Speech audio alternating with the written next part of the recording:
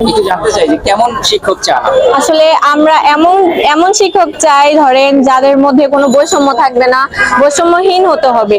যেমন তাদেরকে আমরা যখন কিছু বলবো সেটা অন্যায় হলে সেটা আমাদের বুঝিয়ে দেওয়া, যেটা আমরা যে পথে এগোবো সেই জিনিসটা আমাদের নির্দিষ্ট কিনা, সেটা আমাদের লক্ষ্য পর্যন্ত যাবে কিনা, সেগুলো আমাদের ভালোভাবে বুঝিয়ে দেওয়া।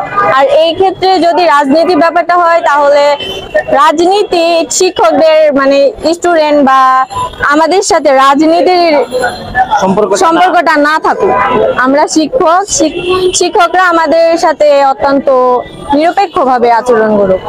তো এর মানে আমরা যদি সবাই মিলে সম্মিলিতভাবে চেষ্টা করি তাহলে সুন্দর নতুন এবং আমাদের কাঙ্ক্ষিত বাংলাদেশ করতে পারবো, এটা বিশ্বাস আছে? জি আছে।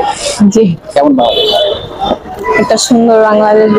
যে বাংলাদেশে ধরেন কোনো প্রকার ভেদাভেদ থাকবে না, কে ধনী কে গরিব।